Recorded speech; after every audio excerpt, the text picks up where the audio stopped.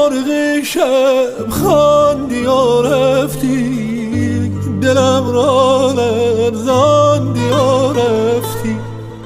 شنیدی غوغای توفان را، ز خواندن واماندی و رفتی.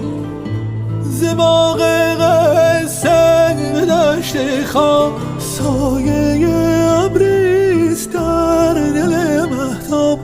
مثل روح آزارده مردم، دلم را لرزاندی و رفتی. چو مرغ شب خواندی و رفتی. آخ تا اشک سرد زمستان را چو باران